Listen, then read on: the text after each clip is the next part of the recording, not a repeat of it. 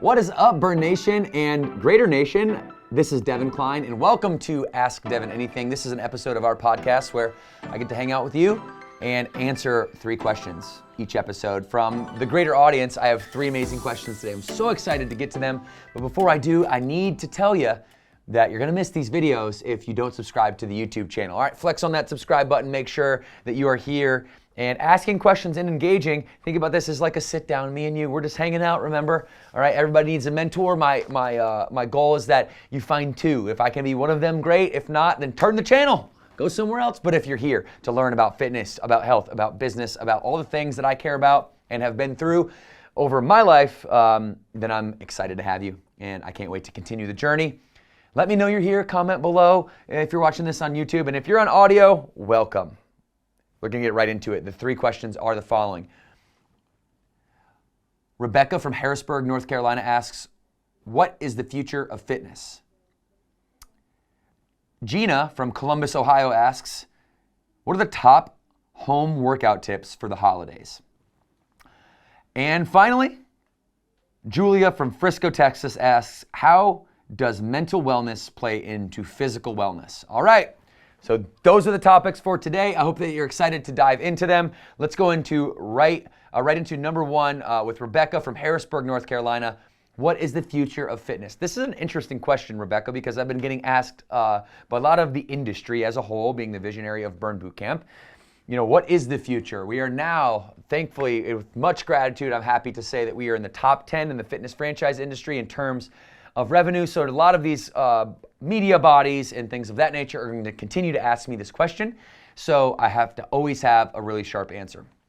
And so I've been prepared to answer this question for a long time now, and I'm excited to lead off with it. Okay, so listen, number 1, the first point, okay, to what is the future of fitness, the most important thing that we all have to realize is that human beings by nature are tribal. We're communal. You go back to the very history of human beings, we need each other to survive.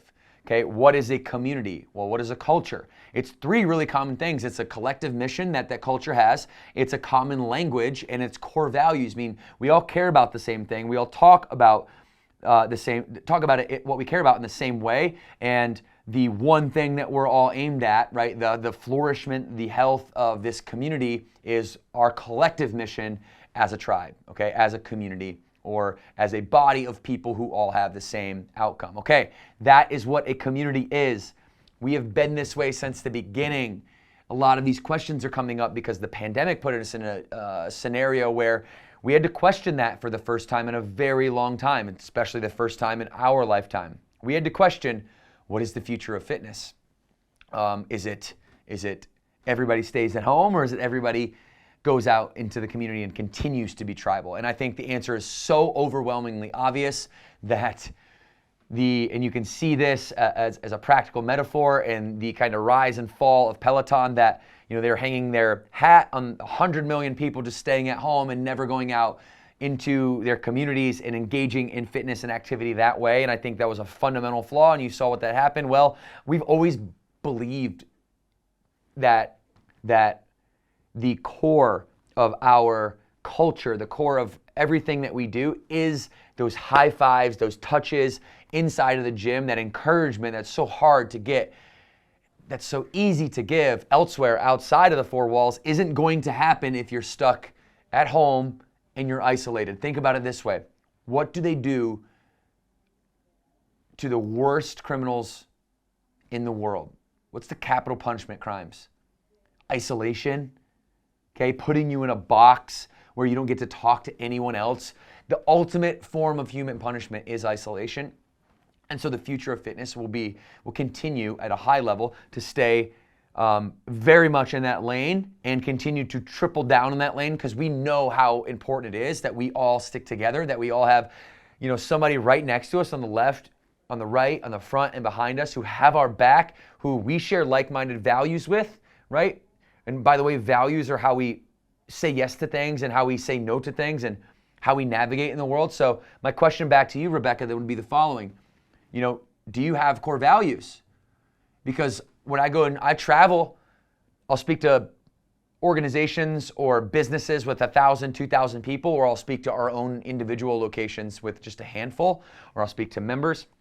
And what I know for sure is that when I ask the question, how many of you guys have core values in here? Go ahead and raise your hand. Was about 6% of people will raise their hand. 6%, 7% out of 100.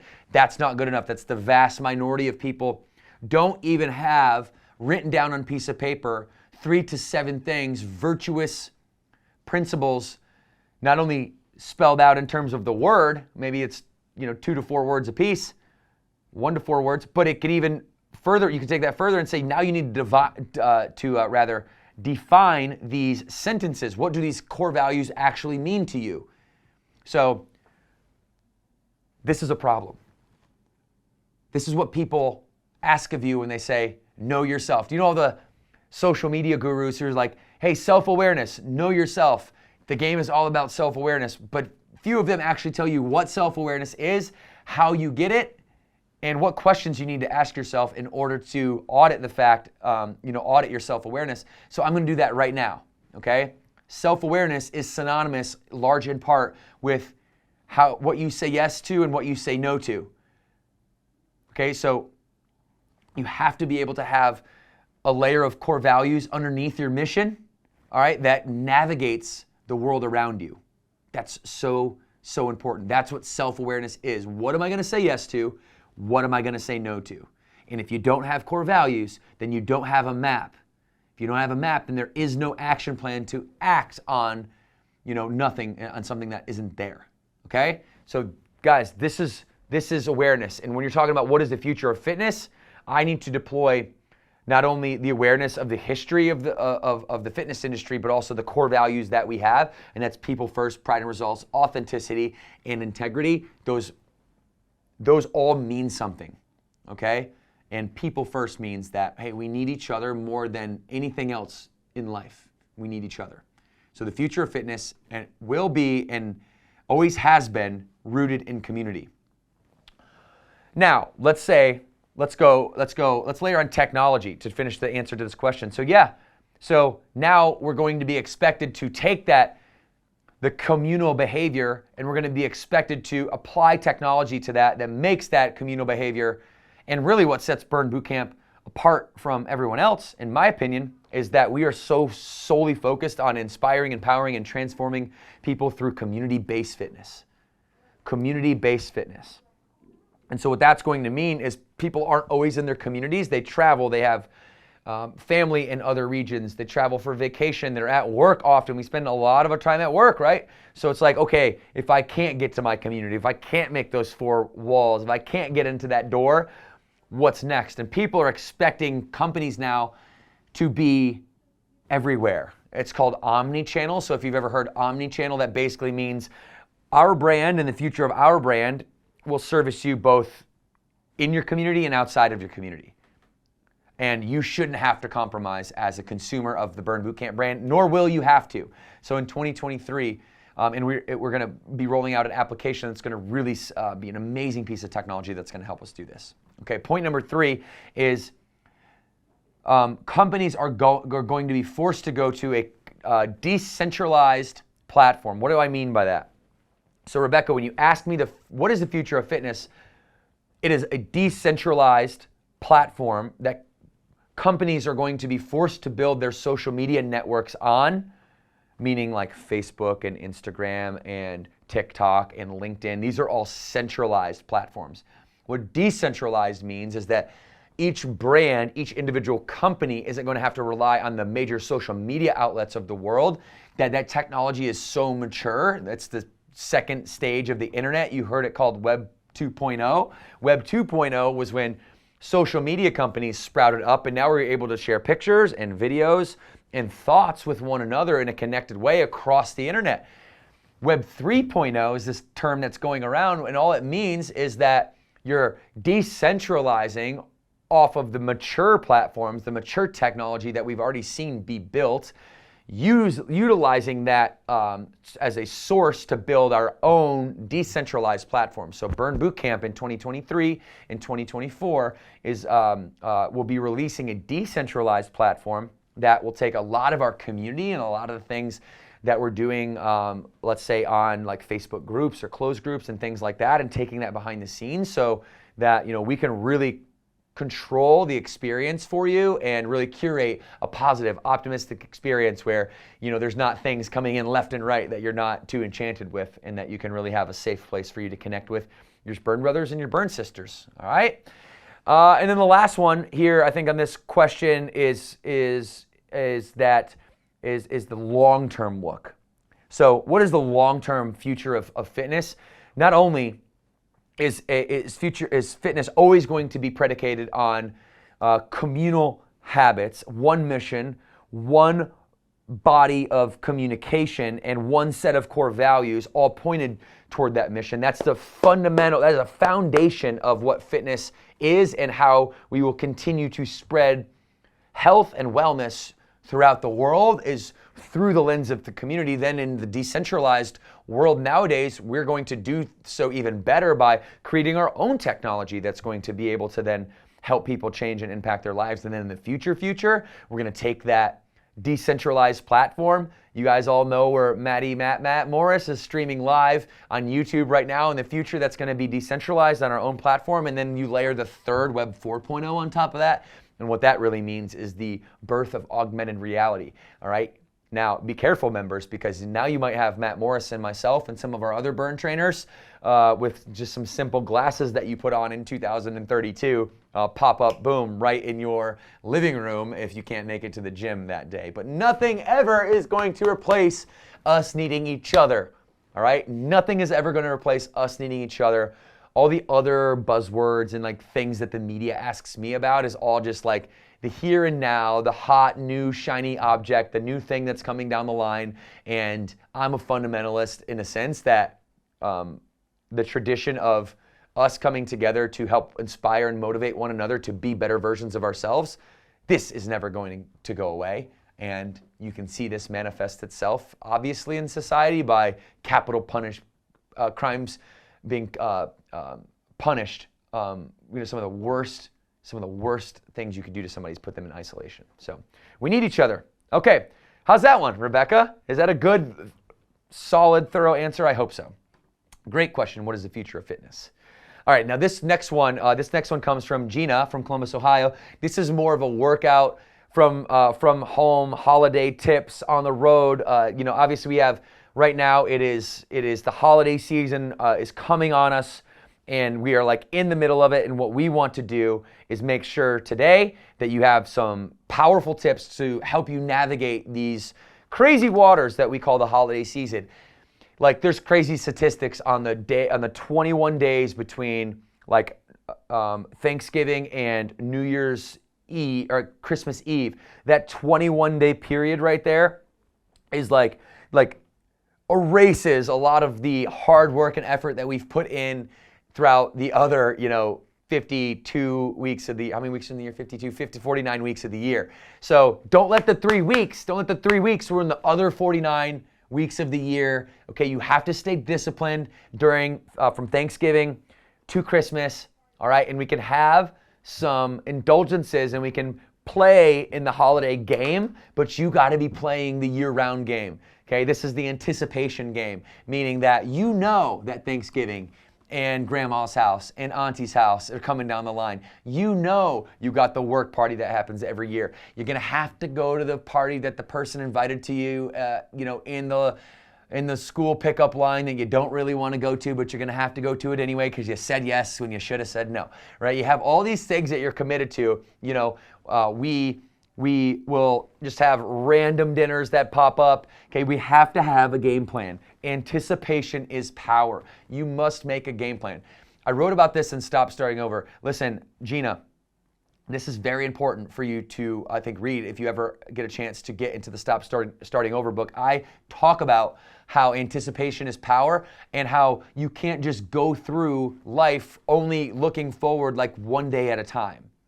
If you're going through life looking forward one day at a time, all right, like people might tell you like, hey, look one day at a time. Well, yes, I get that, one day at a time. You might take one step in front of the other. But isn't it true that if you took one step in front of the other, you could also end up zigzagging if you're not looking forward at the destination? You could potentially think that walking in a straight line is a giant circle. right? If you're constantly always aimed a little bit off course, you're going to end up in a giant circle eventually. So isn't it just as important to put one foot in front of the other, one step at a time, to also know where you're going? Because we want to line from point A to point B. Okay, the point A is, okay, I'm here pre-holiday season, pre-3-week season. All right, I know I'm about to go to battle with my social life for the next 4 weeks. Okay, let's get prepared for that. Let's anticipate that. Let's make a plan for that. All right, now, I'm going to help you with that, Gina, but I also want to do so through the context of like how you would look at the greater year. Okay, because if you just zoom in to like, what am I going to do during this 3-week period? Well, then we're probably going to be somewhat lost because there's not a greater theory or a greater theme for the year. So let me back up 1 second. Let me talk to you about how I plan my year, and then I'm going to talk to you about how I think about this 3-week plan. So Morgan and I do this every single year. We call it our annual life planning.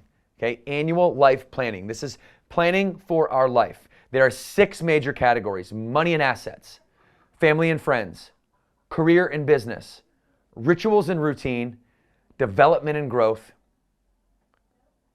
and that's it, what I say. Money and assets, family and friends, career and business, rituals and routines, health and fitness, and development and growth. Okay, those 6 things. I'm going to zoom into the health and fitness one because this health and fitness one is how I would actually be navigating November and December every single year in this life planning. I'm anticipating these things. I'm setting rules up for these things. So one thing you're going to need to know about my annual life planning and the 6 categories that are inside of it is that there are 3 questions that are applied to each one of those different categories. Each one of those questions gets 1 answer done in SMART goal fashion. And you know what SMART goals are. If you don't, go to Google, what are SMART goals? Now, what this is going to spit out for you is 6 categories, an answer to each question. That's 3 questions under each category, all right? And then you're going to have them laid out in the following, okay? Question number 1 is, what are you going to start doing? What do you want to start doing in this next year? Number 2 is, what are you going to stop doing in this next year? That's just as an important question, if not more important. The third thing is, what is your goal? What is your outcome? What is the one non-negotiable outcome for you this year in each one of those categories? Now, I'm not going to dive into the whole thing because we're going to do that on a different podcast. But what I do want to do is really snap Gina back to the question she asked was, what are the top home workout tips for the holidays? What are the top home workout tips for the holidays?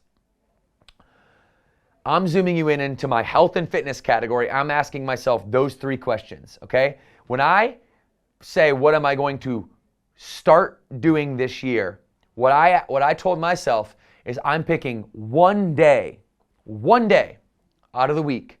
I'm not going to call it a cheat day, but I am going to say I'm going to have one day where there are no rules. The other 6 days, I'm going to be on point and disciplined. There is no what if and or but about it. You can't trade days. You don't get days. You either do it or you don't. It's black and white every single day. So I said I'm going to start having one day a week out of the 6 where there are no rules. I'm going to stop setting goals for my health and fitness and not following through with them. So my goal then is that I have 52 days out of the year, given there's 52 weeks, where I have no rules, and the rest of the days I'm disciplined. Okay? So let's go back to your question. Home workout tips for the holidays. That means that 6 days during the holiday season, even because those weeks aren't disassociated from the rest of the weeks of the year, even on those, and especially on those weeks, all right, it's 6 days on, 1 day off. So I'm going to have to apply my discipline and my sheer will in the days where, in the weeks where I only get 1 day in those 3 weeks. I'm going to apply that day to the most important day, to the day that means the most to me, where the most people are going to be at, to where I will, perceive to disappoint the least amount of people. because that's what holds us back, because we don't want to disappoint people during the holidays. We want to eat their cookies, and we want to eat their cakes, and we want to go to all the parties, and we want to also just let loose during the holidays. Well, don't do that to yourself, because this 49 week stint that you just went on of good health and good fitness and very even-keeled approach to it, now you're going crazy, right? And you just let it all go with 21 straight days. I'm not saying, everybody, that you need to follow Devin's version of 6 days on, 1 day off. What I'm saying is it could be 3 days on, 4 days off for you. It could be any, generally speaking, I think obviously you have to, have some days on, right, in order to be successful, or else you wouldn't even be here wondering. But whether it's 7 days on and no days off for you, if you're in that realm of your life, or 6 days on and 1 day off, or 5 and 2, I think you should be somewhere in one of those three options. And that becomes your framework in which then you build in your schedule. And if that is your framework, let's call it 6 and 1 like me, then I don't negotiate that. If everything is up for negotiation in your life, then you don't have any discipline.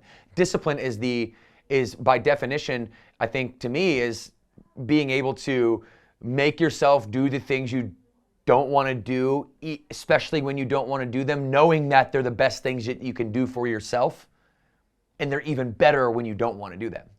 So I know I'm not giving you guys hey, replace your, stuffing for cauliflower stuffing.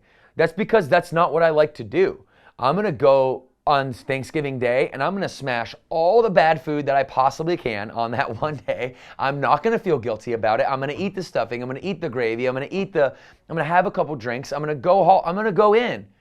I'm going to go in on that day. You know what? And then the next day, I'm going to wake up, all right? And I'm going to wake up feeling a little bit bad, and I'm going to remember why I have 6 days out of the week in which I've told myself that I need to stay disciplined. So we can talk more about this, guys. And as you're a part of this podcast or this YouTube channel, if you're on YouTube, make sure you subscribe, because I'm gonna take you through all types of stuff like this, just practical questions from out there, in Bird Nation, outside of Bird Nation, that come to me, and I'm gonna give you my perspective on them. So the last thing that I'll say about this is what are you gonna start doing? What are you gonna stop doing?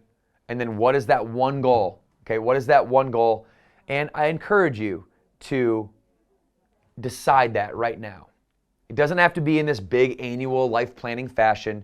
Just decide that right now ahead of the holidays. Just anticipate. What am I going to stop doing that I did last year that I didn't like? What am I going to start doing for the future years? And then what's my one goal this holiday? What's my one outcome? And, it should be along the lines of somewhere like, let's make some progress during these 3 weeks. Let's at least have a notable level of progress or a notable level of pride, meaning that you feel really good when you get past New Year's, that you didn't just blow it out because that's what everyone else does, and that you were living your own life that was designed in your own way, that you said you had anticipated, this period of time with your own goals, and that you were looking through it with that lens, not somebody else's lens or what normal people do, or just the expectation that you should eat all grandma's cookies every day, every time that she wants you to, okay? Great question, Gina. I hope that helps you, from Columbus, Ohio. And don't forget, guys, you can leave questions all over the internet. We are going to find them. Most people will DM me. I'll post some stuff in my stories every now and then that you can if you're a raving fan, I appreciate you. You'll be in stories every day. You can connect there. You can connect on YouTube. Send us an email. Any number of those ways you can get in touch with us, and I'm so excited to be doing this. So let me know if you like Ask Devin Anything so far. It's my time where I can just take my own perspective on things that you ask, and hopefully be able to open your eyes to some new concepts, principles, ideologies, ways to win, things to stay away from. This is outside of just the fitness realm, right? I'm a human being. I just talked about the 6 areas of my life: money and assets, family and friends, career and business, ritual and routine, health and fitness, development and growth. And I want success in all of these areas of my life, like I know you want success in all of the areas of your life. And I'm excited to continue this journey with you. So don't forget to subscribe. It will make me happy. Okay, our third and final question for today's episode comes from Julia, Frisco, Texas. All right, and Julia asked, how does mental wellness play into physical wellness? How does mental wellness play into physical wellness? Julia, that is an amazing question. You know what? It's such an amazing question that I think you've identified fundamentally with this question what the progressive side of fitness looks like versus what the stagnant side of fitness looks like. What the progressive side, meaning those who look at this question and say, how doesn't mental wellness play into physical wellness? There's that side of it. And then there's the other side of it of like, you know, the kind of the ideology that lags behind what is so obvious to me, which is like this mental wellness thing that is completely disassociated from your physical health. Like they're running like parallel tracks and they're not in the same direction. Listen, Julia, this is a fantastic question and I'm excited to unpack it. I'm obviously, I think you guys know this about me if you've been here for any level of time, I'm obviously of the camp and leading the camp that mental wellness is physical wellness, that there's no distinction between the two, and that if you're mentally healthy, you're physically healthy. If you're physically healthy, you're mentally healthy, and the body is a recording of the habits that the mind set forward, and the mind has the ability, you know, to change the habits, but not without agreeance of the body. And these things are so intertwined that like the mind-body connection that a lot of, you know, I would say the more stagnant ideology actually is the mind-body connection ideology, right? It's not the mind-body connection ideology that you hear out there. This mostly comes from like yoga camps and things like that. This you don't have to worry about that. Like you don't have to worry about connecting the mind to the body. The mind is already connected to the body. I mean, think about how when you get scared, okay, you get scared and, you know, you're at a haunted house and a spooky, you know, ghost like pops out and it scares you. You don't just go, oh, I'm very scared. No, you go, ah, and you have a reaction and your eyebrows go up and your hands go up to protect yourself and your face gets long and you might go white. I mean, there's a physical reaction. There's a physical reaction to, you know, this thing that you observed, right? And this physical reaction is correlated, like the mannerisms of the physical reaction are correlated to being scared, an actual emotion, right? And then mental toughness is how to decide what that emotion really means. Like, is this an actual ghost or is this just a play pretend ghost, right? And so mental and emotional and physical discernment is all so tightly correlated that you cannot have the conversation about physical well-being without mental well-being, without emotional well-being. So not only do I think that mental and physical wellness play into each other, but I'd also add that mental, physical, spiritual, emotional, sexual, financial wellness all are intertwined, right? And at the very, very, very, very center of it, the most important one, the one that is going to move everything else, okay? The one piece of advice I give to every single person on this planet, all 8 billion of us, should do one thing and one thing only if they want to be mentally congruent and they have nowhere to go, is put yourself through a demanding workout every single day, a workout that demands more of you than you will ever demand of yourself. And when you do that, okay, watch yourself grow physically. Watch yourself, as a byproduct of that physical growth, grow mentally. Because in order to grow physically, okay, we have to get to, like, let's get scientific. In order to grow physically, you have to get to hypertrophy. Hypertrophy is rep range where you reach failure and maximum muscle rep, maximum range, and up to 15 repetitions, you're reaching maximum failure. What this does is creates maximal muscular development, meaning muscular growth. And when you reach that stage in a workout, the only way to reach that stage is to overcome yourself mentally. You follow me? So listen to this. So listen. So I walk up and I see these heavy weights sitting on the ground, and I got a little bit of doubt and a little bit of fear that creeps into my mind. And I'm like, I don't know if I can really do that. And then I get them and I pick them up and I start doing it. And now all of a sudden, because I overcame in the moment that little animal, that little monster of doubt that's so small, I overcame it in the moment. And I proved to myself right there by physically picking up those weights, I proved to myself that I am no longer eligible to have that doubt. I am no longer a person that doubts themselves when it comes to this specific thing. And if you do that over and over and over and over, day in, day out, you will become a person who just overcomes.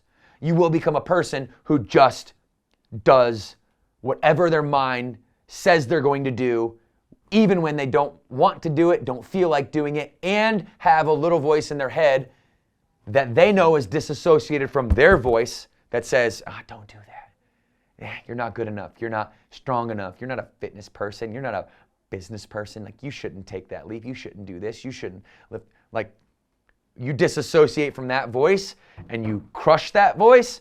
That in itself is the mental journey.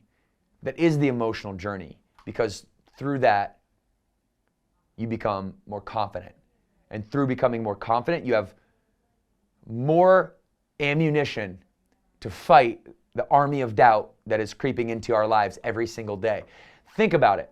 The physical nature of getting to failure in a hypertrophic rep range, actually getting to failure means that you are walking into the fire. That you are willingly going into something knowing that you're going to fail, and then you're choosing to take that failure. You're choosing to decide what that means. Does this mean I overcome, or does this mean I actually am a failure? You do it, you overcome, you repeat. Isn't that the formula? Or it's something like that. And I'm still trying to work this out so I can answer this question better. But how does mental wellness play into physical wellness? Is that it is one and the same, Julia, and that, fitness is a metaphor. Fitness is the ultimate metaphor for hard work. Like, it's the ultimate metaphor for overcoming yourself. And it's the number one tool. I call it the anchor. It's the number one tool, the anchor in your life, that when you do this one thing every day, everything else gets better. Everything else will get better as long as you believe that how you do one thing is how you do everything. And when you show up to the gym, that you show up knowing that you're not just taking your physical self in there. You're taking your emotional self. You're taking your mental self. You're taking your spiritual self. You're taking your whatever versions of yourself that you want that need to overcome doubt in that area of yourself, and you're taking that into the gym and you're smashing it, and you're never letting the doubt get to be a big, giant, scary dragon. You're taming the dragon while it's small, while it's manageable, and you're doing so every day in an environment that you like, with pumping energy, high music, people high-fiving you, a trainer and other people around you encouraging you. I mean, the doubt just has no chance. That is like I wonder why people become so successful and confident at Burn Boot Camp, is because your doubt doesn't have a chance. You condition yourself to walk into fear and failure every single day and overcome it. And then by doing so, that doubt just gets smashed from all angles and it never has a chance to manifest itself. So that's a great question, Julia. I hope I did you justice on that answer. I've been talking all day, everybody, so sorry if I'm a little fast on this podcast today, but I wanted to get to these three questions from Rebecca and Jenna and Julia. Thank you guys so much for being a great part of this community and communicating with us. So, great questions. Let me see. Anything else I wanted to add to that? Let me ask you some questions. I want to ask you some questions now, okay? What did you learn today? Is there something that you learned today that you think can move the needle for you? If you were to do one thing only that you learned from this podcast right now, what would it be? I'd really be interested in hearing your answers. Again, tag me This is a mentorship relationship. Okay, that's the way I look at it, and I'm really excited to be here for you guys. So thank you so much. Make sure you're subscribing on the podcast and in YouTube, and get into Burn Bootcamp if you're not a member. We'd always welcome you with open arms in gym or online. All right, everybody, this is Ask Devin Anything. 2 claps on 2, 1, 2.